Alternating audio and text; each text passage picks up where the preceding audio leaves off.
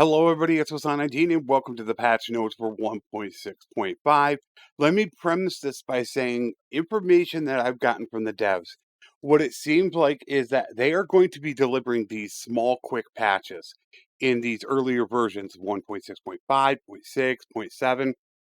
They might drop little nuggets like we got with the clan parties, but it seems that the major stuff is going to be hitting in the 1.7, 1.8, 1.9, the real big content. So going forward, just plan on these smaller type patches coming very quickly. Once again, I will be going over these very quickly, and then I will be doing 2 live streams today and tomorrow, in which I will also be posting a first impressions and a final impressions of the patch itself. So this will be a quick overview and my initial reaction to the patch notes. But if you want to know exactly what's happening in the patch, watch the first and final impressions videos. That will tell you everything that I did in the live streams to let you know what's going on with the games, with bugs, with certain mechanics that are happening. So they got a bunch of crashes fixed, and I know there have been quite a few, although I'm not really seeing anything that particular. So they did get some crashes. Performance optimized, that selects a random element, calculates ideal garrison strength. That's good. Calculates the score of a party's target behavior. Fixed numerous spike issues that occurred with menus and transitions. That was also something that was brought up. Minor improvements to combat missions and campaign maps. Save and load. Reset hideout progress bar after loading a save file. Some save and load inconsistencies. Localization for languages. A bunch of art. Nothing too spectacular. UI.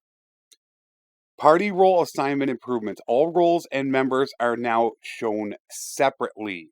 The automatic assignment of party leaders to open roles within their party is now reflected in the UI. That will be very interesting to see. The stack amount shown while crafting javelins in the crafting screen. Added world map notifications that trigger when a player loses a trait. Added pregnant icons to encyclopedia in the clan page. That is amazing. It is so annoying when you forget whether or not they're pregnant and then you want to sit in town for a month just to find out she has a baby because you forgot. So that's a very welcome addition. Hovering over names in conversation menus now opens a tooltip that includes the character's relation score with the player. That was very hard to see. You had to hover over their name and it was very small to see that. Added available quest names to the character tooltips. Encyclopedia next and previous pages are now navigate with the Q and E keys. The scoreboard can now be closed with the enter key when a mission is over.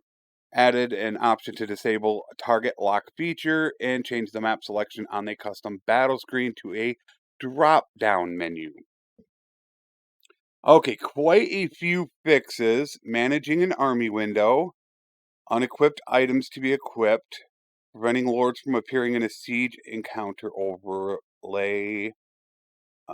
Cause the unsaved and unapplicable changes warnings to remain unlocalized. Mobile party trackers to have a banner visual. Recruit all button to show wrong keybinds. Invalid food consumption value. Photo mode exit to show the wrong text. Game tip navigation buttons to be enabled even though there was only one tip to show. Equipment selection on gamepads.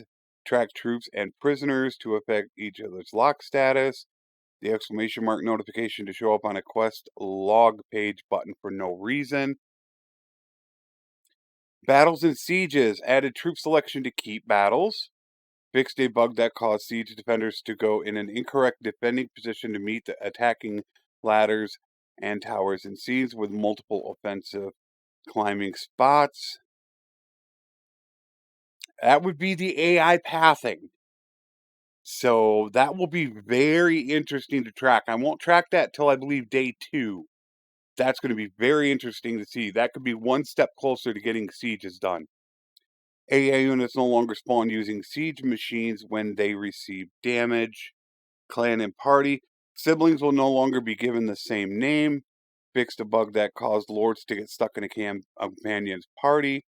And fixed party role assignment bug.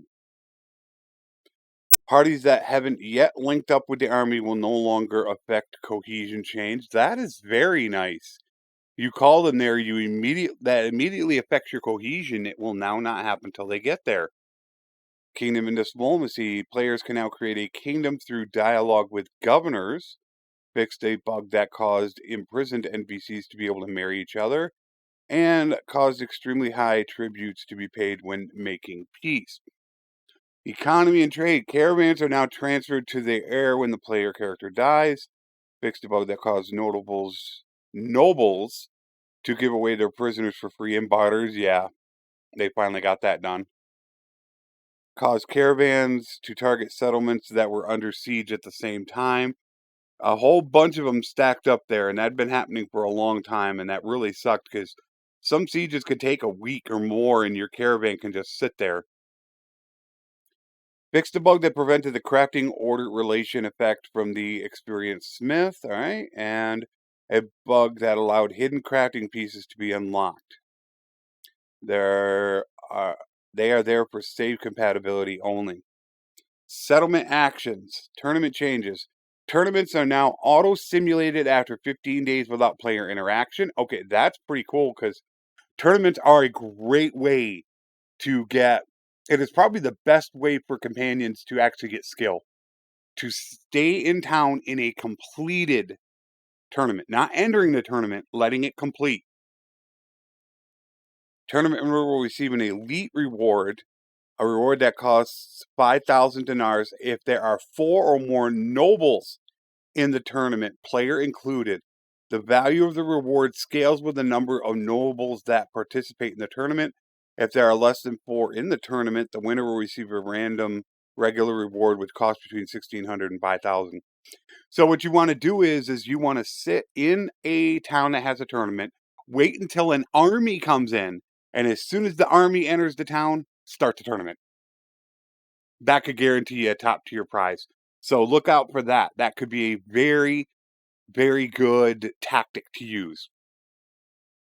If the winner is the player character or a clan member who is in the main party, the tournament prize will appear in the player's inventory. Otherwise, the value of the prize in dinars will be given to the winner's clan.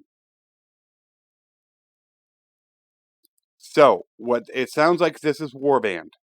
If the winner is the player character or the clan member who is in the main party, it will appear in your inventory. So now, if your clan party member in your party wins, you'll get the prize, which that's how it was in Warband. So if another one of your clan members gets it, then your clan will get the money. Non-hero troop distribution has been changed to around 40% tier 3, 40% tier 4, 20% tier 5 troops in both tournaments and practice fights. If there aren't enough troops to hold the condition in the garrison, the remaining slots are filled with random tier 3 to 5 troops. So they're going to have certain tiers of troops. Updated the tournament game menu text, fixed a bug that prevented relation increase with settlement owner when donating prisoners, and a bug that prevented garrisons from increasing despite showing plus X change per day in the tooltip. Quests and issues.